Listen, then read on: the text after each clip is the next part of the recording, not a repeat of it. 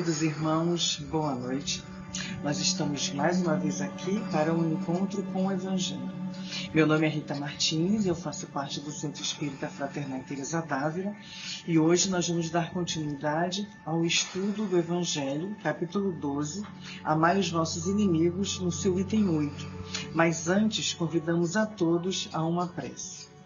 Senhor Jesus, amigo querido de todas as horas, nossos queridos Rafael, Birajara, Francisco e a nossa querida patronense, Teresa d'Ávila, e tantos outros espíritos anônimos mais presentes que sustentam esta casa e que sustentam a divulgação da doutrina espírita, a divulgação do Evangelho do Cristo. Pedimos a Ti, Senhor, que envolva a todos nós, encarnados e desencarnados, que nos encontramos juntos a Ti neste momento. E nos sustente, Senhor, para que de alguma forma possamos ser úteis, para que de alguma forma, Senhor, possamos fazer essa divulgação para a esperança e consolo de todos os corações aqui presentes. Graças a Deus, graças a Jesus. Então, queridos companheiros, no item 8, Kardec ele inicia o parágrafo nos dizendo assim: os preconceitos do mundo. E quando a gente olha a história do mundo, vamos observar que há muitos séculos atrás, o mundo era guiado pela barbárie. Os homens que viveram nessa época, os espíritos encarnados que estavam por lá, e pode ser que estivemos lá também nesse processo de crescimento e de evolução. Vivíamos nessa barbárie, onde quando uma pessoa cometia um crime, não só ele, mas como toda a sua família, todos os seus animais, todos os seus servos, eles eram exterminados. Evoluindo um pouco mais, chegamos ao olho por olho e o dente por dente. Apesar de para nós hoje ser um absurdo essa questão do olho por olho, dente por dente, quando a gente olha a evolução do mundo, já era um pouco mais evoluído esses espíritos, eles já tinham conquistado algo mais comparado ao à barbárie. E quando Cristo vem, ele nos diz que devemos retribuir o mal com o bem. E nós perguntamos, em algum momento de nossas vidas, nos sentimos ofendidos? Nos sentimos atacados pelo mal? A nossa honra fora atingida, fora manchada, fora magoada?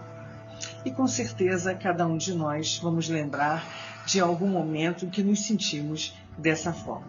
E Kardec diz para nós assim: sobre o que se convencionou chamar ponto de honra são os responsáveis por essa suscetibilidade sombria, nascida do orgulho e da exaltação da personalidade, que leva o homem a retribuir uma injúria com outra injúria, um golpe com outro golpe, o que parece perfeitamente justo para aquele em que o senso moral não se eleve acima das paixões terrestres. Então, nesse momento em que nos sentimos ofendidos, em que a nossa honra fora manchada, quando conversamos com alguém e desabafamos, alguns companheiros dizem que é isso mesmo, que você não pode ficar com a sua honra manchada, com a sua honra ofendida, você realmente tem que retribuir à altura. E Kardec vem nos dizer que isso é justamente um momento sombrio, um momento em que nós colocamos a nossa personalidade acima das demais. Nos colocamos num patamar em que provavelmente ainda não chegamos. E aqueles que chegam nesse patamar mais elevado não se sentem ofendidos, não se sentem magoados por essa injúria, por esse gesto talvez de pouco caso, ou tantas outras situações em que nos sentimos ofendidos. Então o Cristo, ele diz para que a gente retribua o mal com o bem. E ele diz mais, que não resistais ao mal que quiserem vos fazer. Se vos baterem em uma face, apresentai a outra. É interessante que quando ele diz não resistais, é para que a gente não sucumba, para que a gente não ceda a esse mal que alguém venha nos fazer. E a gente está muito falando sobre isso na questão de que nós não devemos aceitar o lixo do outro. Muitas das vezes, isso que o outro quer fazer em relação a nós, quer nos magoar, nos prejudicar ou nos injuriar, é essa parte dele que ele ainda não conseguiu se equilibrar. Todo aquele que magoa, todo aquele que agride, todo aquele que diz palavras ofensivas, ele não está bem, ele está desequilibrado, ele está desarmonizado.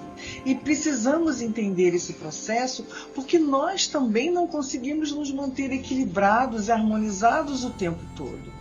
Muitas das vezes, muitas preocupações, muitos problemas nos angustiam e quando alguém diz alguma coisa atravessada para nós, a gente explode.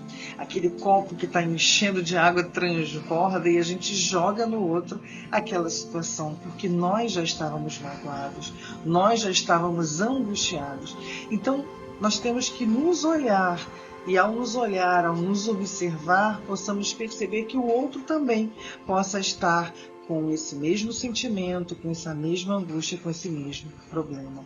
Então a gente tem que ter essa misericórdia, tem que naquele momento, não retribuir o mal com o mal, e sim retribuir o mal com o bem, para que a gente possa, naquele momento, estancar, parar essa onda desequilibrante, essa onda desarmoniosa. Esse é o nosso papel. É difícil? Sim, é difícil. Nós estamos num processo. Mas existem coisas que nós já conseguimos ouvir e não retribuir no mesmo tom, na mesma vibração.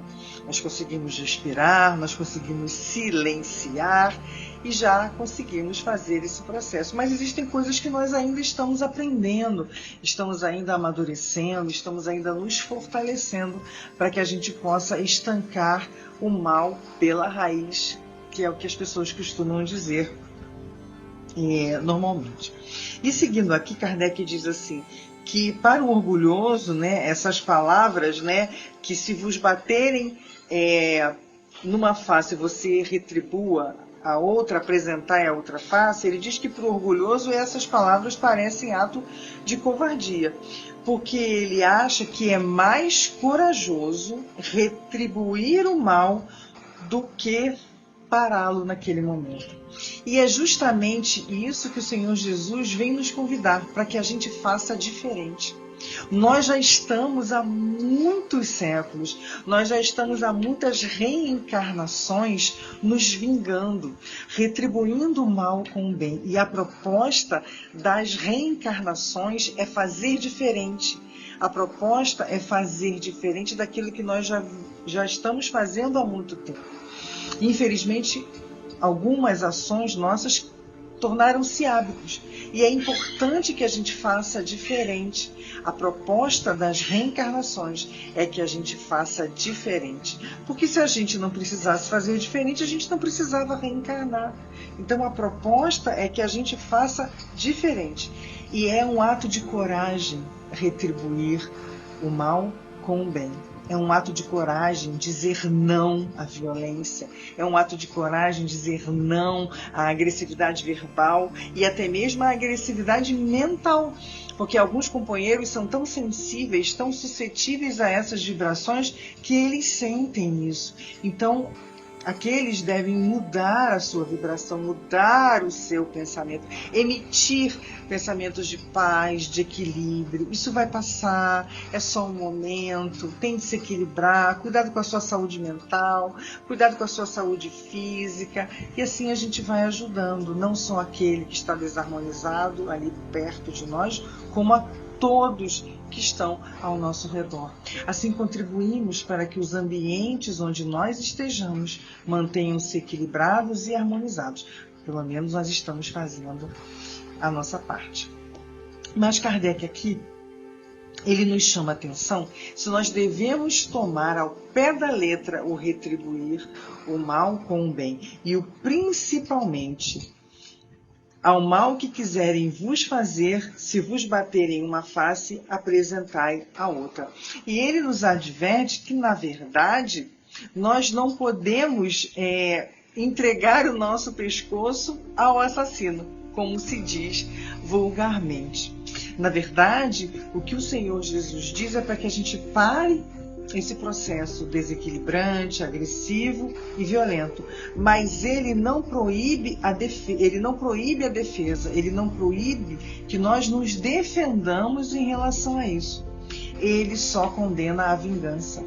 Porque muitas das vezes matutamos alguma coisa às vezes não conseguimos retribuir naquele momento, somos pegados de surpresa e não conseguimos retribuir naquele mesmo instante a injúria, o ato desonroso que nós consideramos. E às vezes ficamos matutando, quando encontrar com fulano eu vou falar isso, aquilo, vou dizer aquilo, outro. E isso é um processo de vingança, em que a gente vai jogar para ele toda aquela agressividade que naquele momento nós recebemos. E é muito interessante que ele fala assim, que o homem deve aceitar com humildade tudo que tende a diminuir o seu orgulho. E quando a gente fala em humildade, nós vamos lembrar da nossa querida Teresa d'Ávila, a nossa patronessa, em que ela diz que nós deveríamos estudar a humildade, fazer um estudo profundo e sério sobre a humildade, porque a humildade, ela faz parte da sabedoria infinita, e ela nos chama a atenção que é muito mais valoroso dentro da ciência do mundo o estudo da humildade, porque a partir da humildade nós nos conscientizamos de quem somos. Mesmo que percebamos que ainda temos muitos defeitos, mesmo que percebamos que ainda precisamos mudar, é necessário fazer esse processo de autoconhecimento para que a gente possa perceber quem somos. E é muito interessante que ela diz que nós devemos nos apresentar diante de Deus da forma como somos, simplórios, simples, ignorantes, diante de Deus, porque diante de Deus nós somos muito pequenos. E ela fala uma coisa que eu achei bem interessante, que Deus se humilha diante de nós, porque Ele suporta a nossa presença, mesmo sabendo como nós somos. Eu achei isso de uma sabedoria muito grande, porque nós sabemos que Deus é nosso Pai, sabemos que Deus é o Criador de tudo e de todos, mas nós ainda não conseguimos conhecer a sua grandiosidade, entender profundamente a sua grandiosidade. Conhecemos os seus atributos, o livro dos Espíritos nos orienta em relação aos seus atributos, mas nós não conseguimos ainda, pela nossa pequenez, pela nossa ignorância, adentrar profundamente nesse conhecimento. Mas é muito interessante que ela diz que Deus, sendo quem é, o Todo-Poderoso, a maior bondade, o maior amor, a maior justiça, Ele se humilha porque suporta a nossa presença junto a Ele, mesmo sendo tão pequenos. É muito bonito isso. E é um estímulo, queridos companheiros, para que a gente possa fazer essa viagem interior, conhecer quem somos, fazer um estudo sobre a humildade, porque nós um dia seremos humildes. E quando a gente estuda o Evangelho, sabemos que para que a gente possa conquistar todas as outras virtudes, a primeira delas é a humildade, nesse processo de evolução. Então, queridos companheiros, nós estamos terminando, agradecendo a oportunidade de estarmos aqui divulgando a doutrina espírita, de estarmos aqui em contato com esses espíritos de nossa casa, nessa convivência fraterna através da espiritualidade amiga. Desejando a todos vocês que tenham uma semana de paz, de tranquilidade, sempre com Jesus. Vamos rezar, queridos companheiros.